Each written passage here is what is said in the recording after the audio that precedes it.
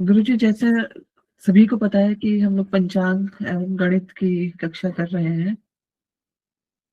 इसमें पंचांग हम लोग पढ़ना शुरू कर दिए हैं, जिसके 5 अंक कौन कौन से हैं? तिथि, वार, नक्षत्र, योग और करण। आज हम वार की गणना करना सीखेंगे कि वार की गणना कैसे की जाए। तो सबसे पहले ये जान लेते हैं कि वार क्या है। हम सभी जानते हैं कि दिनों के नाम हैं, जैसे रविवार, सोमवार, मंगलवार, बुधवार, बृहस्पतिवार, शुक्रवार और शनिवार। और हम ये भी जानते हैं कि ये जो रविवार यानी कि सूर्य भगवान के नाम से है, सोमवार चंद्रमा के नाम से, मंगल देव के नाम से, बुध देव के नाम से, बृहस्पति देव के नाम से, शुक्र देव के नाम से और शनि देव के नाम से ही ये सारे वार हैं।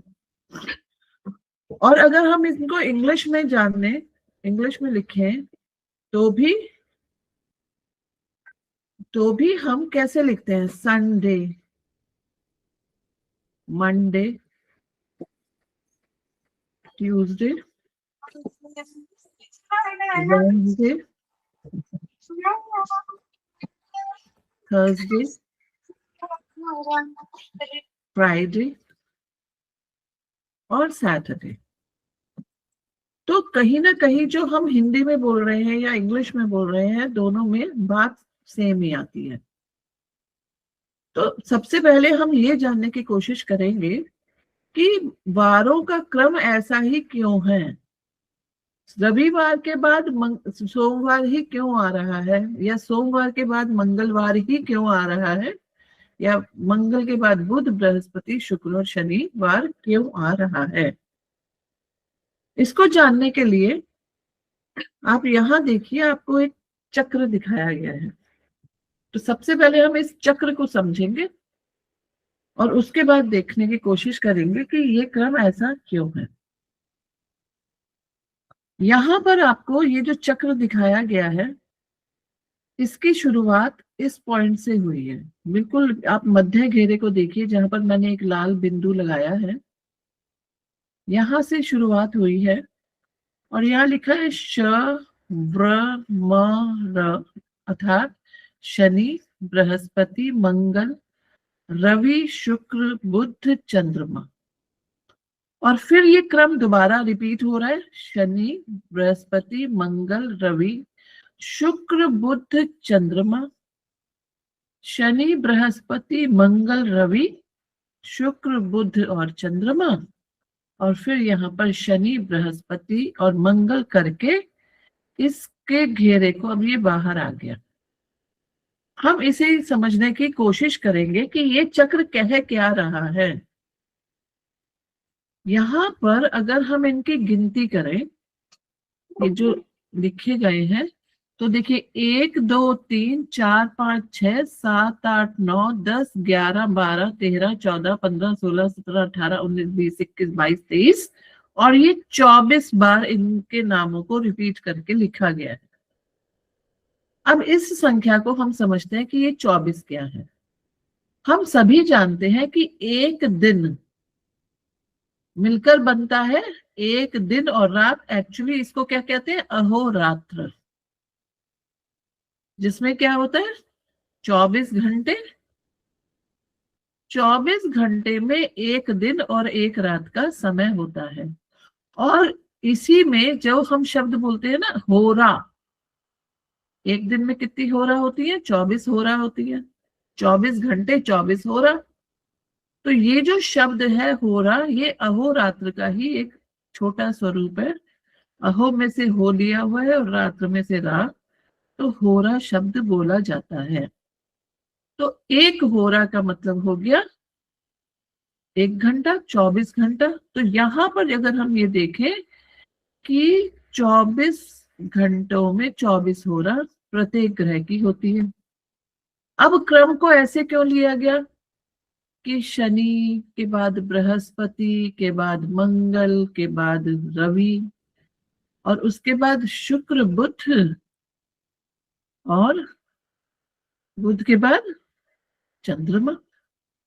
तो 1 2 3 4 5 6 7, अगर हम इन ग्रहों की स्पीड को समझें, गतियों को समझें, तो सबसे मंदगामी ग्रह और दूरस्थ ग्रह जो बनते हैं वो शनि देव बनते हैं। उनसे थोड़ा तेज बृहस्पति चलते हैं, और उसके बाद मंगल देव की स्पीड को देखते हैं। उनसे तेज रवि यानी कि सूर्य देव, उनसे तेज शुक्रदेव, उनसे तेज बुध देव, और सबसे तेज चंद्रदेव। तो अगर हम इसी बात को समझ पाए कि ये स्पीड के अकॉर्डिंग ही यहाँ पर लिखे गए हैं, तो हम इसको समझ पाएंगे। और थोड़ा सा अब हम यहाँ पर इस चक्र पे फिर से ध्यान देते हैं। हमें ये समझ आ गया कि शनिदेव सबसे धीरे चलने वाले ग्रह हैं, बृहस्पति देव उनसे थोड़ा तेज चलते हैं, मंगल देव उनसे तेज, रवि देव उनसे तेज, फिर शुक्रदेव, बुध देव और चंद्रदेव। तो जब 24 होरा पूरी हो गई और इस तरह से दूसरा भी चक्र बनाया गया, फिर तीसरा चक्र, फिर चौथा चक्र, इस तरह से ये चक्र बनाने पर, 7 चक्र बनाने पर हमें क्या देखे, ध्यान से देखे तो हमें हर चक्र में एक निश्चित क्रम की प्राप्ति हो रही है। रवि चंद्र मंगल बुध बृहस्पति शुक्र शनि, इसी तरह से अगर हम कोई भी क्रम पकड़े तो सीक्वेंस सेम ही है, बृहस्पति शुक्र शनि रवि चंद्र मंगल बुध। तो हर भाग में हमें सेम सीक्वेंस की प्राप्ति होती है। ठीक है, तो इसलिए ये कहा गया। और देखिए ये हम सभी जानते हैं कि जब सृष्टि की रचना करते हैं ब्रह्मा जी, तो प्रलय आती है, तो दोबारा से सृष्टि की संरचना आती है, दोबारा बनती है सृष्टि। तो सबसे पहले सूर्य उदय होता है। तो जब सूर्य उदय होता है तो सबसे पहले दिखने वाला जो ग्रह है वो है सूर्य। तो पहला दिन रविवार इसलिए कहा गया। तो क्रम में जो आज भी हम लोग फॉलो करते हैं कि रविवार सोमवार, तो जब एक होरा पूरी कंप्लीट हो जाती है तो दूसरा जो ग्रह दिखाई देता है वो होता है चंद्रमा। पहली दूसरी ग्रह की होरा, कौन से की ग्रह की होरा आती है? चंद्रमा की, फिर मंगल की, फिर बुध की, फिर बृहस्पति, फिर शुक्र और शनि।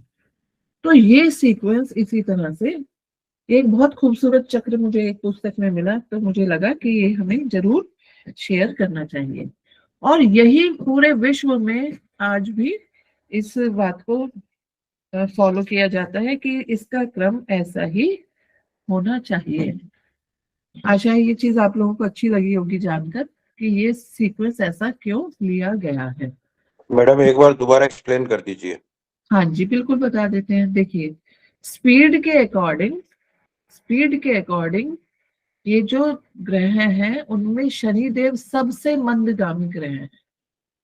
मंदगामी अर्थात इनकी स्पीड सबसे स्लो है।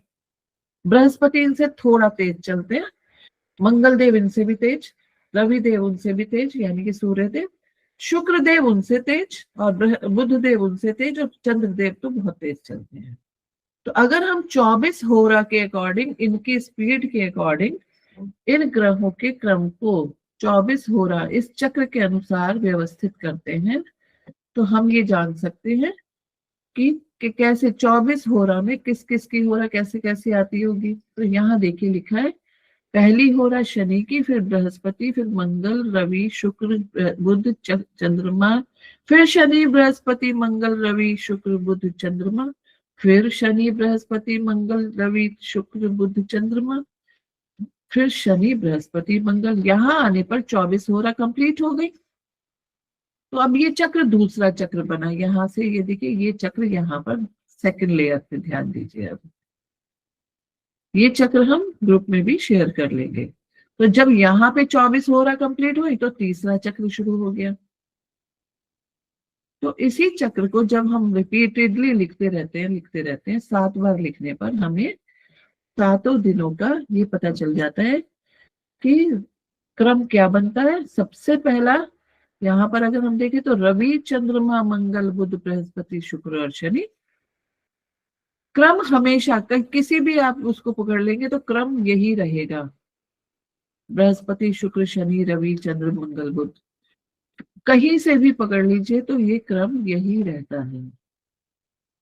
अब क्योंकि सृष्टि की संरचना के समय सबसे पहले कौन से ग्रह दिखाई देते हैं? सूर्य दिखाई देते हैं। तो और सूर्य ही एकमात्र ऐसा ग्रह है जो सभी ग्रहों को प्रकाश दे रहे हैं। तो सूर्य को इंपॉर्टेंस देते हुए पहला दिन रविवार रखा गया, दूसरा सोमवार, तीसरा मंगलवार, बुधवार, बृहस्पतिवार, शुक्रवार और शनिवार। अब हम ये जानेंगे कि वार की गणना कैसे करें। कि अब जैसे हम लोग तो इंग्लिश कैलेंडर को फॉलो करते हैं हर कोई, तो इंग्लिश कैलेंडर में हम Sunday, Monday, Tuesday, Wednesday, Thursday, sequence वही है। संडे यानी कि सन का डे है, मंडे को वो मून डे है एक्चुअली, तो इसी तरह से क्रम तो वही है। तो अब ये जानने की कोशिश करेंगे कि वार की गणना कैसे की जाए। अब वार की गणना हम लोग कोशिश करेंगे इंग्लिश कैलेंडर के अनुसार कि आज का दिन क्या है, क्या तारीख है, उस तारीख, क्योंकि हम जो तारीखें आज के समय में लिख रहे हैं वो हम इंग्लिश कैलेंडर के अकॉर्डिंग ही तो लिख रहे हैं। ठीक है, तो हम उसी के अनुसार ये जानने की कोशिश करेंगे कि दिनों को कैसे समझा जाए। हम ये जानते हैं, यूजुअली हम मतलब जल्दी जल्दी में ऐसे लिखते हैं कि एक चक्कर लगाने में पृथ्वी को 365 दिन लगते हैं। किसके? सूर्य की परिक्रमा करने में। सूर्य की परिक्रमा जब पृथ्वी करती है तो हम लिख देते हैं कि 365 दिन लगते हैं, लेकिन एक्चुअल में 365 दिन नहीं लगते, इससे ज्यादा लगते हैं। और वो है 365 दिन 5 घंटे 39 मिनट, उसके बाद 12 सेकंड का समय लगता है। ठीक है, हम यूजुअली कह देते हैं कि 365 दिन लगते हैं, तो बाकी के इन दिनों का क्या करेंगे? इन दिनों को क्या किया जाता है, हर चौथे साल में जोड़कर चौथे साल को लीप ईयर मान लिया जाता है, लीप वर्ष मानकर, और एक दिन फरवरी के महीने में जोड़कर वहां बैलेंस किया जाता है। ये हम सभी लोग जानते हैं कि ऐसा किया जाता है कि हर चौथे साल के बाद क्या होता है, एक लीप ईयर की व्यवस्था की गई है कि बाकी सभी सालों में 365 दिन होंगे, लेकिन हर चौथे साल क्या होगा, 366 दिन होते हैं। अब इसी बात को हम ध्यान से समझने की कोशिश करेंगे कि यहाँ पर अगर हमें ये पता है कि इतने दिन लगते हैं एक्चुअल में कितने दिन लगते हैं, 365 दिन 5 घंटे 49 मिनट 12 सेकंड ऐसे करके। अगर हम इन्हें दशमलव में लिखें तो हम ये पाते हैं कि 365.2425 दिन है ये। अब कन्वर्जन करना आप लोगों को बहुत अच्छे से आ गया है कि किस तरह से सेकंड्स को मिनटों में बदलना है, मिनटों को घंटों से, और फिर दिनों में बदलना है। ये बात आप सभी लोग बहुत अच्छे से जानते हैं। यहाँ पर अब हम कन्वर्जन अलग ढंग से सीखेंगे। तो हमें ये पता है कि 365.2425 दिन किसमें, एक वर्ष में लगते हैं। तो अगर हम ये कहें कि 100 वर्ष हो तो 100 वर्षों में कितने दिन लगेंगे, तो 100 वर्षों में कितने दिन लगने चाहिए, तो 100 से गुणा करना पड़ेगा इसे, तो यहाँ दशमलव इधर खिसक जाएगा। 365 24.25। हाँ जी, ठीक है, 365 24.25। हाँ मतलब वो 24 के, ये दशमलव इधर खिसक जाएगा ना, ये तो ठीक है। तो हमने क्या किया, 365.24.25 लिख दिया। अब हम ये कहें कि 400 वर्ष अगर हो हमारे पास, तो हमें इसे 400 से गुणा करना होगा ना। जी। ठीक है, मतलब जब 100 वर्षों में इतना लग रहा है तो 400 में कितना लगेगा, तो 4 से गुणा करेंगे। ठीक है, तो हमें मिलता है 146097 दिन। अब यहाँ पे दशमलव की संख्या खत्म हो जाती है। ठीक है। अब यहाँ पे दशमलव की संख्या खत्म होने का मतलब है कि अगर हम इसे सप्ताहों में बदलने लगे तो हमें एक भी एक्स्ट्रा डे नहीं मिलता, बैलेंस नहीं आएगा, मतलब शेष प्राप्ति नहीं होगी। अब दशमलव के बाद अगर संख्याएं होती है तो इसका मतलब ये है ना कि कुछ शेष है। दशमलव का क्या महत्व है? दशमलव का तो यही है ना कि अगर दशमलव में संख्या आ रही है तो इतने तो पूर्ण दिन है, लेकिन जी शेष भी कुछ है, यही जी तो जी बात है। ठीक है ना? जी अगर हम जी ये कह रहे हैं कि 14,000 ये 1,46,000 और 97 दिन है, यानी कि शेष कुछ नहीं है, शेष नहीं है। नहीं जब दशमलव के बाद संख्या होती है तो हम मानते हैं कि शेष है। जब ये पूरा पूरा कट गया इसका मतलब है कि शेष नहीं बचा। ठीक है। तो जो 400 वर्ष है या फिर 400 से जुड़े हुए वर्ष हैं, जैसे 400, 800, 1600, 2000, इन वर्षों में क्या होगा कि शेष दिन नहीं बचते। जबकि हम देख रहे हैं कि एक वर्ष का जब हमने देखा तो इतना शेष बचा हुआ है। कितना शेष? 365 के बाद 5 घंटे, इतने मिनट, इतने सेकंड्स तो बचे हुए हैं ना। लेकिन जब हम 100 वर्षों में देख रहे हैं तो 100 वर्षों में भी इतने दिन बचे हुए हैं। लेकिन जब हम 400 वर्षों में देखते हैं तो हमें ये शेष दिनों की प्राप्ति नहीं होती। अब हमारी वार की गणना में यही यही महत्वपूर्ण बात बन जाएगी कि हम अधिक दिन निकालेंगे। अब ये अधिक दिन क्या है? अधिक दिन वही है जो हम ये कह रहे हैं कि जो शेष दिन बच जाते हैं, कि दिन पूर्ण होने के बाद भी समय बचा हुआ है, तो वो अधिक दिन कहलाता है। लेकिन हम ये भी जानते हैं कि समझ गए हैं यहाँ पे गणना करने पर कि 400 वर्ष हो जाने पर या 800 वर्ष हो जाने पर, 1600 वर्ष हो जाने पर या 2000 वर्ष हो जाने पर अधिक दिनों की प्राप्ति नहीं होगी, क्योंकि बैलेंस बचता ही नहीं है। ठीक है। इस अवधारणा को आप बस अपने दिमाग में फिक्स रखिए। हर 400 साल के बाद, हर 800 साल के बाद, हर 1600 साल के बाद, यहाँ पे जब भी 404 के मल्टीपल्स में ईयर्स आते हैं तो कैलेंडर रिपीट होता है। ठीक है। अब यहां से हम गणना शुरू करेंगे कि किस तरह से वार की गणना की जाए। वार की गणना करने में अधिक दिनों का बहुत महत्व है।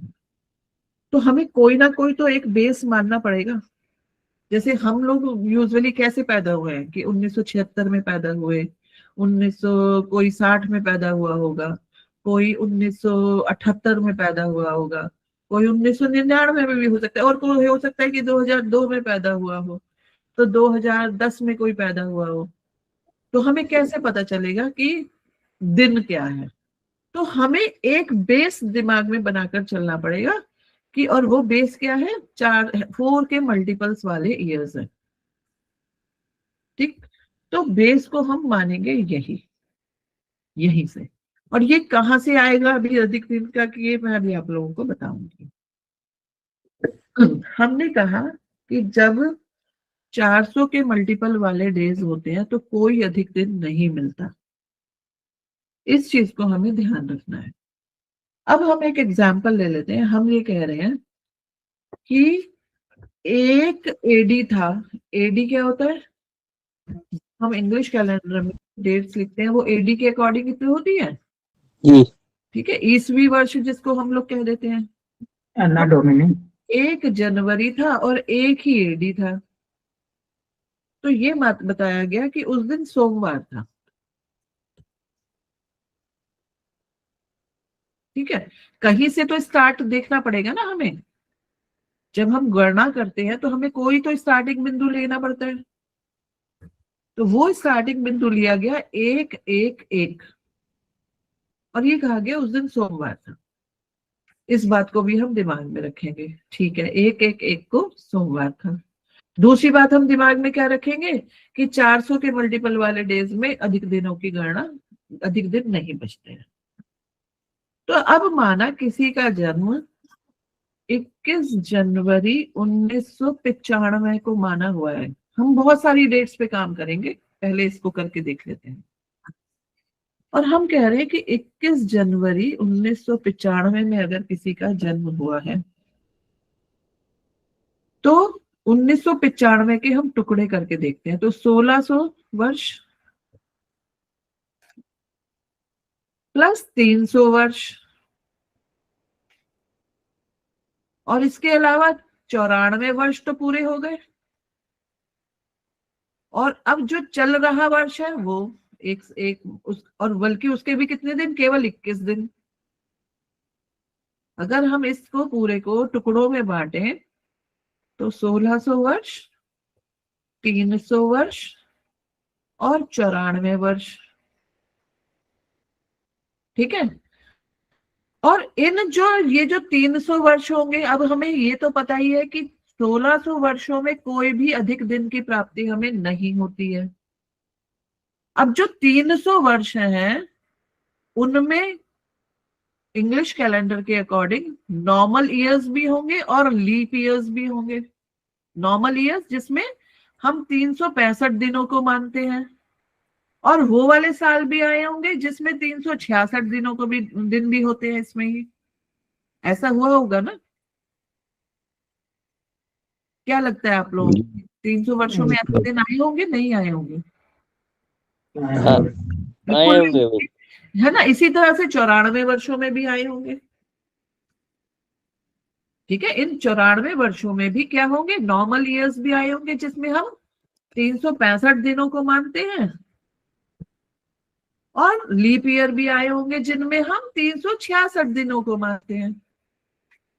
क्योंकि इंग्लिश कैलेंडर में हम हर चौथे साल पे क्या कर देते हैं, लीप ईयर मान लेते हैं, ठीक है ना। तो यहाँ पे हमें ये वाली बात भी ध्यान रखनी चाहिए। तो हमने तारीख ली कि 21 जनवरी 1995 में क्या दिन था, इस दिन क्या दिन था। तो अब हमने जो यहाँ पे टुकड़े करने सीखा था, अब हम यहाँ पर लिखेंगे, और लिखेंगे क्या कि 1600 वर्षों में अधिक दिन। तो ये हम जानते हैं कि 0 होते हैं, दिन लिख देते हैं। पहले समझ लीजिएगा, नोट बाद में कीजिएगा, ठीक है। पहले समझने से क्या होगा कि बहुत सारी चीजें हमें क्लियर होती जाएंगी। अब 300 वर्षों में अधिक दिन कैसे पता चले हमें, क्योंकि हमें इन अधिक दिनों से ही वार की गणना आएगी। 300 वर्षों में कैसे पता चले? हम ये जानते हैं कि अगर हम 100 वर्ष लेते हैं, तो जब हम 100 वर्षों को में दिनों को देखें कि 100 वर्षों में इनको हफ्तों में चेंज करें, एक हफ्ते में 7 दिन होते हैं ना, तो 7 से अगर हम इसको भाग करें तो कितना शेष आता है? तो 7 से भाग करने पर 2 से 7 तो शेष आ गए 2, जी। ठीक है। इसी तरह से अगर हम 300 वर्षों में देखें तो ये 3 गुने हो जाएंगे, 3 गुने हो जाएंगे ना ये, जी। ठीक है। तो यहाँ पर अब हमें ये चीज समझने की जरूरत है कि इसमें लीप ईयर भी आए होंगे। तो ये मोटा मोटा माना गया है कि 300 वर्षों में जो अधिक दिन बचते हैं वो 1 होता है केवल, क्योंकि लीप ईयर की गणना करने पर, सब कुछ कैलकुलेट कर लेने पर केवल 1 अधिक दिन हमें प्राप्त होता है। उसके बाद हमारे पास कितने वर्ष है? 94 वर्ष। यहाँ पर 300 वर्षों में केवल 1 ही अधिक दिन मिलता है, लीप ईयर वगैरह सब एडजस्ट करने के बाद। 94 वर्षों में नॉर्मल ईयर हो गए 94, लेकिन अब हमें अधिक दिन पता करने हैं, तो हम 94 को भी अगर 7 से भाग करके देखें तो हमें पता चल जाएगा कि कितने अधिक दिन मिल रहे हैं। तो 3 अधिक दिन मिले।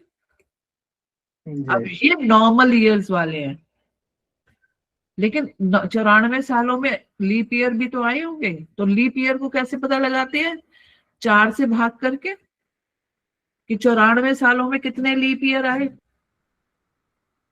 तो 94 सालों में अब कितने लीप ईयर आए होंगे? तो इसको मैं यहां से इसको हटा रही हूँ जिससे हमें ये थोड़ा सा स्पेस मिल जाए। तो 23 आ गए पूरे पूरे। तो 94 नॉर्मल ईयर, और 94 नॉर्मल ईयर्स में 23 तो लीप ईयर भी है। सही है। तो जी कि 23 दिन एक्स्ट्रा भी हो जाएंगे। तो 23 दिन में एक्स्ट्रा डेज को अगर हमें देखना पड़े तो हम 7 से भाग करके देख सकते हैं। तो 7 या 21, तो 2 आ गए। इतने लीप ईयर में 2 एक्स्ट्रा दिन भी आ गए। ठीक। तो अब हम 1995 में जनवरी के 21 दिन है ये। 1995 का भी तो देखना है कि जनवरी के 21 दिन। तो 7 या 21, तो यहाँ पे तो 0 ही बचा, अधिक दिन आए ही नहीं। अब हम टोटल अधिक दिनों की गणना को टोटल कर लेंगे। तो 4 और 1 5 और 1 ये 6। तो हमने ये बताया था यहाँ पर कि एक एक यहाँ बताया था, पीछे बताया था मैंने कि एक एक एक को सोमवार कहा गया, गणना की गई थी। तो जब हम सोमवार से 6 दिन आगे देखते हैं तो सोम मंगल बुध बृहस्पति शुक्र और शनिवार आता है। इसका अर्थ क्या हो गया कि 21 जनवरी 1995 को शनिवार था। मुझे पता है कि ये इतना जल्दी समझने का नहीं है, अभी एकदम से थोड़ा सा कंफ्यूजन हो गया होगा। जब हम 3 से 4 एग्जाम्पल्स अभी अभी इसको करेंगे तो ये बिल्कुल क्लियर हो जाएगा कि किस तरह से हमने ये कर दिया, ये क्या हो गया। इसको अभी हम एक और एग्जाम्पल पे समझने की कोशिश करेंगे। मोटा मोटा हमें ये दिमाग में रखना है कि 1600 दिन हो, 2000 दिन हो, या उससे ज्यादा ऐसे भोर के मल्टीपल वाले दिन साल आए तो उनमें अधिक दिन नहीं बचते हैं। फिर 300 सालों में भी हमें ये याद रखने की जरूरत है कि केवल एक ही अधिक दिन बचता है। उसके बाद के जो ईयर्स होते हैं उनको हम नॉर्मल ईयर्स और लीप ईयर देख लेंगे कितने हैं, और वही पर बस कैलकुलेशन होती है। और फिर वो कैलकुलेशन होती है जो तारीख, जो साल हमें दिया है। जैसे हमने यहाँ पे तो देख लिया कि जनवरी में 21 ही दिन है, लेकिन ऐसा भी तो हो सकता है मई या जून या जुलाई का बर्थ हो। तो मई जून जुलाई के बर्थ को भी हम समझेंगे कि किस तरह से बताया जाए। एक और तारीख करके देख लेते हैं। एक और तारीख जो अब हम लेने वाले हैं वो वैसे हम आज का भी निकालेंगे अभी, लेकिन पहले हम क्या करते हैं, थोड़ा सा पिछली तारीखों पे काम कर लेते हैं। एक हम मैम 300 वर्ष में तो, मैम 300 वर्ष में तो एक दिन कैसे आया 300 आप वर्ष में? बताइए 300 वर्षों में, देखिए पहले 100 वर्षों को देख लीजिए। तो 100 वर्षों में लीप वर्ष भी होंगे। हाँ ठीक है। तो 100 वर्षों में जब हम इसको देखते हैं तो 124 वर्ष आता है, 124 पूरा आता है। यानी कि 100 तो वैसे ही हो गए। 100 को जब 7 से भाग करके देखेंगे तो कितना शेष बचता है? तो 7 एकम 7। जी। इसको आप गणना करके देखिएगा, पूरा एक ही दिन आएगा।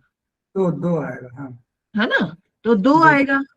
जी। उसके बाद इसमें लीप वर्ष भी होंगे। तो लीप वर्षों की जब गणना करते करते देखते हैं तो इसमें केवल एक अधिक दिन हमें प्राप्त होता है। तो ठीक फिर है। उसमें लीप वर्ष की गणना कैसे करेंगे? उसमें 300 वर्ष में लीप वर्ष की आपको गणना? 300 वर्ष तक जाने की जरूरत ही नहीं है ना। आप बस इस बात को ध्यान रखिए कि जो 1600 वर्ष है या 2000 वर्ष है हाँ उनमें उसमें तो जीरो आ जाएगा, जीरो आ जाएगा। तो हाँ, कंफर्म है कि 300 वर्षों में केवल एक ही अधिक दिन आता है।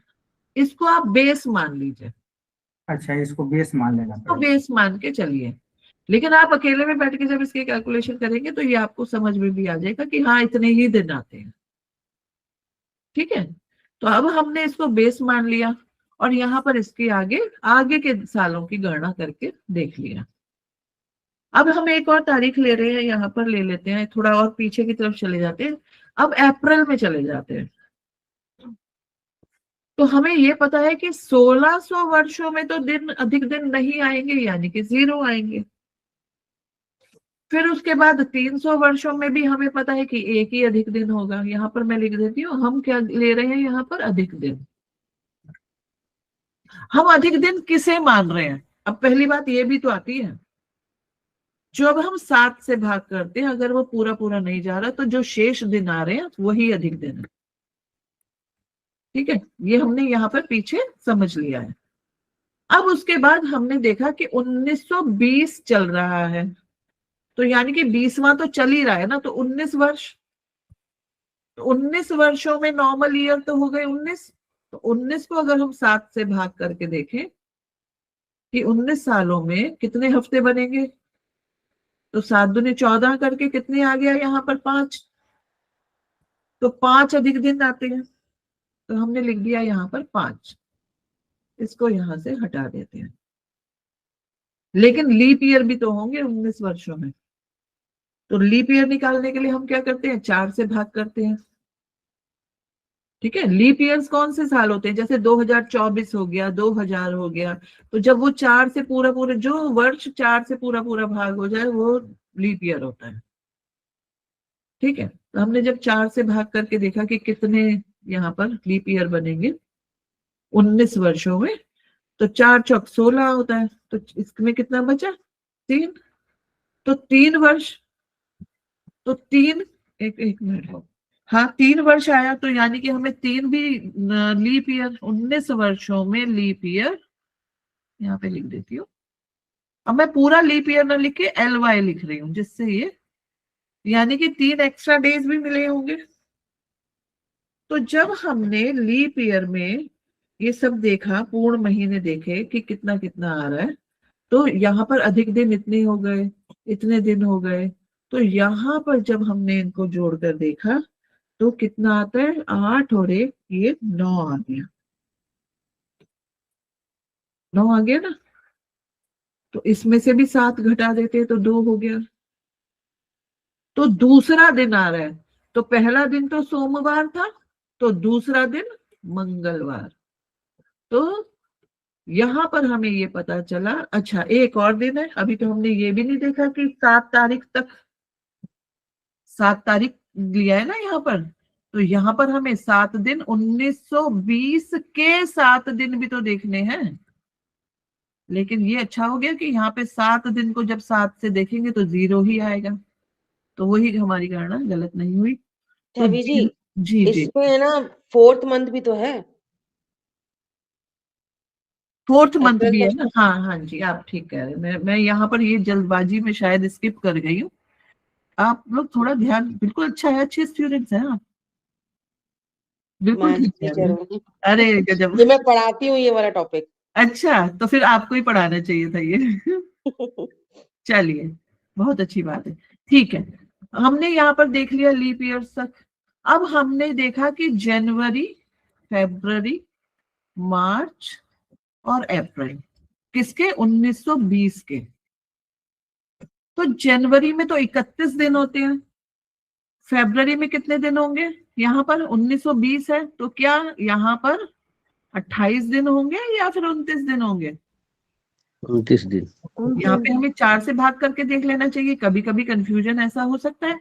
तो 29 दिन, मार्च के फिर 31 दिन, और अप्रैल के तो केवल 7 दिन ही है। तो अगर हम इन दिनों को जोड़कर अधिक दिन देखेंगे तो जनवरी में कितने अधिक दिन आते हैं, जो 31 वाले महीने हैं उनमें हमें कितने अधिक दिन मिलते हैं, वो होते हैं 7 चौक 28, 29 30 31, यानी कि 3। यहाँ पे भी 3 ही होंगे, लेकिन यहाँ पर कितने होंगे, यहाँ पर 1 मिलेगा और यहाँ पर 7। तो अधिक दिनों को जब हमने यहाँ से गिना तो 10 11 12 13 14, जिसे 7 से गुणा कर भाग करने पर ये पूरा पूरा भाग हो जाता है, यानी कि अधिक दिन है ही नहीं। इसको थोड़ा सा और समझ लेते हैं कि 31 जब दिन होते हैं तो कितने अधिक दिन होते हैं, 3। यहाँ मार्च में भी अधिक दिन ये मिलेंगे, 29 दिनों में 1 मिलेगा, तो 7 दिनों को हम 7 ही लिख देते हैं। तो 7 और 3 10 और 1 11 12 13 14, तो 14 दिनों में, क्योंकि 14 7 से पूरा पूरा भाग हो जाता है, तो हमने इसमें अधिक दिन 0 मान लिए। अब हमारे पास टोटल कितने अधिक दिन मिले, तो 1 और 5 6 और 3 9 और यहाँ पर 0। तो 9 में से 7 को घटा देंगे तो 2। तो 2 का अर्थ क्या हो गया कि पहला दिन सोमवार और सोमवार के बाद मंगलवार का दिन हुआ। तो 7/4/1920 को सोमवार था। जब हम इसकी प्रैक्टिस हो जाएगी हमें, तो हम इसको तेजी से कर लेंगे। अभी क्योंकि हम बहुत इनिशियल उसमें हैं, पहली ही सीढ़ी पे खड़े हैं, इसलिए हमें थोड़ा सा समय लग सकता है समझने में, लेकिन जैसे ही हमें इसकी प्रैक्टिस हो जाएगी तो हमें इसको करने में देरी नहीं लगेगी। अब थोड़ा सा 2000 की तरफ आ जाते हैं, क्योंकि ये तो 1900 वाले ही दिन साल ले लिया हमने। आज के दिन का आज के दिन का जरूर करेंगे। हाँ, कर दीजिए आज का दिन। बिल्कुल करें। अच्छा, अभी 15 हो गया इसलिए ठीक है। अभी 7:15 हो चुका है, हमारे पास 10 मिनट है। तो आज का दिन है 12/2/2026। तो अगर हम 12/2/2026 को देखें तो हमें यहाँ पर अब शताब्दी वर्ष कौन सा लेना होगा, 2000। तो शताब्दी वर्ष जब हम 2000 ले रहे हैं तो शून्य अधिक दिन आएंगे ही नहीं। इसके बाद हमें वो, जैसे हमें यहाँ पर 300 लेना पड़ता था, अब हमें यहाँ पे 300 लेने की भी आवश्यकता नहीं है, क्योंकि 2026 है, तो यानी कि 25 साल लेने पड़ेंगे, क्योंकि 26वां साल तो चल ही रहा है। तो 25 वर्षों में अब हम देखेंगे कि 25 वर्षों की गणना। तो 25 वर्षों में नॉर्मल ईयर्स तो 25 ही रहे। 25 वर्षों में लीप ईयर को भी देखेंगे, जैसे हमने यहाँ पर क्या किया, 25 वर्षों में देखे नॉर्मल ईयर तो 19 तो है ही है, लेकिन साथ में लीप ईयर भी, तो हमें यहाँ पे नॉर्मल ईयर्स और लीप ईयर्स दोनों को देखना है। तो अगर 25 ही नॉर्मल ईयर है तो क्या इनमें अधिक दिनों की व्यवस्था बन रही है, तो 7 या 21, तो कितने अधिक दिन बने, 4 अधिक दिन बने। अब लीप ईयर निकाल लेते हैं कि 25 वर्षों में कितने लीप ईयर आए होंगे, तो 4 से भाग करके 4×3 24, यानी कि एक आ रहा है, तो एक एक्स्ट्रा डे हमने यहाँ पर। अच्छा, यहाँ पर अब हमें ये भी देखना है कि अगर एक आ रहा है तो यानी कि यहाँ लीप ईयर तो एक एक्स्ट्रा होता है ना। एक एक्स्ट्रा होने का क्या मतलब हो, ये यहाँ से मैं हटाने की कोशिश कर रही हूँ, मेरा इरेजर।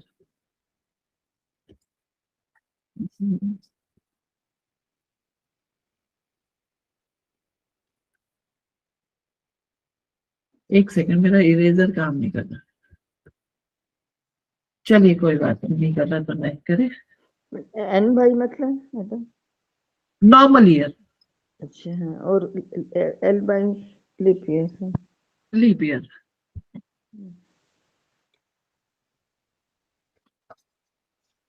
ये कुछ इनएक्टिव हो गया है शायद चलिए कोई बात नहीं, इसको हम समझ जाएंगे कि ये कुछ नहीं है। यहाँ पर ये काट देते हैं। अच्छा ठीक है, ये काट दिया हमने, यहाँ पर स्टेबल कर दिया। ठीक है, तो 25 वर्षों में लीप ईयर की गणना कर रहे हैं अब हम। तो 25 वर्षों में जब हम लीप ईयर देखेंगे तो 4 से भाग करके देखेंगे कि 4 से भाग करने पर कितने लीप ईयर आए। तो लीप ईयर कितने आ रहे थे हमारे पास, 4 से भाग करने पर केवल 6 लीप ईयर आए थे यहाँ पर। 4×4 24।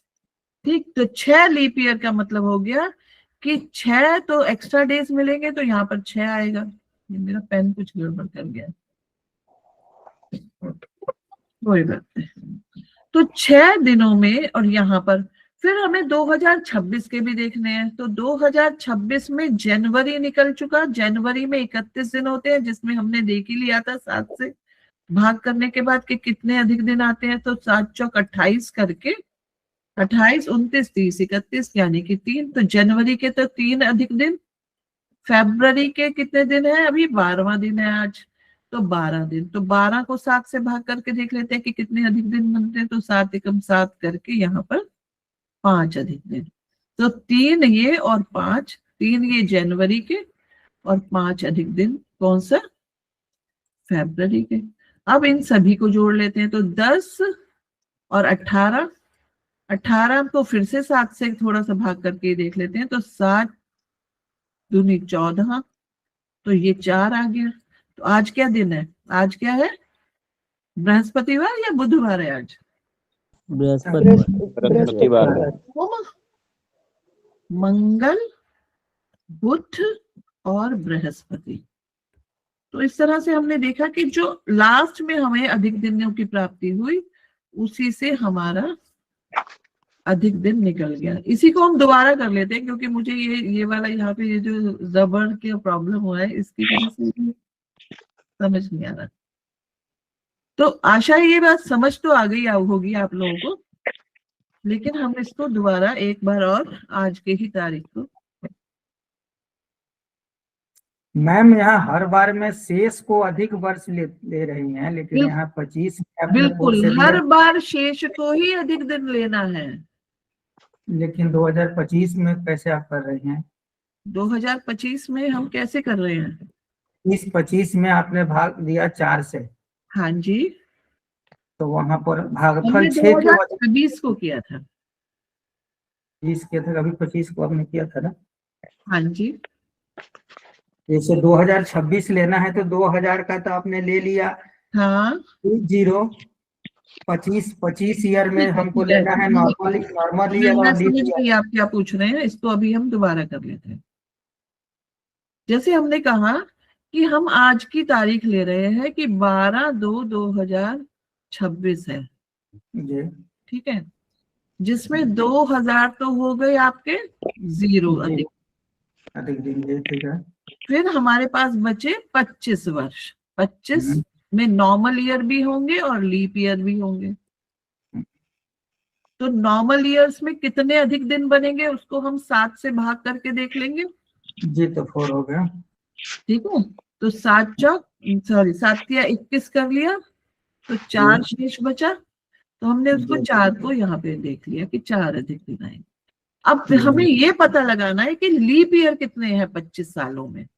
तो हम क्या कर रहे हैं कि 4 से भाग करके देख रहे हैं। तो 4 × 24, तो 6 लीप ईयर है 25 सालों में, यानी कि 6 लीप ईयर बनते हैं। इसका अर्थ क्या हो गया, अच्छा इसका लीप ईयर लिया है, ठीक है ठीक है। लीप ईयर लिया तो हमने उसमें 6 साल उनको जोड़ दिया। फिर हमारे पास फरवरी तक का मंथ है, यानी कि 31 दिन तो हो गए जनवरी के 2026 के, ठीक, और 12 दिन ये हो गए। तो हमें ये देखना, हमें ये पता है कि 31 दिनों में 3 अधिक दिन होते हैं और यहाँ 12 है, तो 12 में अधिक दिन देख लेते हैं कि कितने। तो 7 से करके देखा तो 7 एकम 7 तो 5 आया। तो जब हमने इसको सबको जोड़ा तो हमारे पास 18 आ गया। तो 18 में भी तो 18 भी तो 7 से हो सकता है, तो 7 दूनी 14।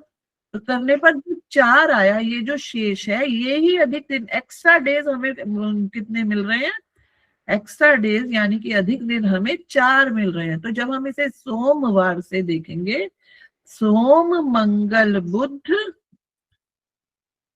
और चौथा दिन आ गया बृहस्पतिवार, और आज बृहस्पतिवार का दिन ही है।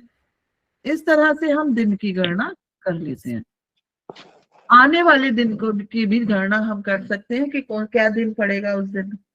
तो जो बीत गए हैं उनकी भी, पिछले सालों के भी कर सकते हैं, आगे वाले सालों की भी संभवतः। इसकी मतलब जो हम रिपीटिशन क्लास करेंगे, पुनरावृत्ति क्लास करेंगे, उनमें हम इसकी प्रैक्टिस जरूर करेंगे। और फिर थोड़ा सा, क्योंकि हमारे जब दिमाग में ये बातें सेट हो जाएंगी कि हाँ ऐसे जल्दी जल्दी ऐसे करते हैं, तो फिर हमें ये वाली गणनाएं करने में दिक्कत नहीं आएगी। बेस हमें वही मानना है कि लीप वर्ष देखने हैं, नॉर्मल वर्ष देखने हैं, और 400 वाले जो शताब्दी के वर्ष होते हैं उनमें अधिक दिनों की गणना नहीं होती है। अब यहाँ पे किसी ने ये पूछा था कि कल की क्लास से संबंधित एक प्रश्न किया गया था, तो अगर अभी आप लोग पूछना चाहते हैं तो आप पूछ सकते हैं।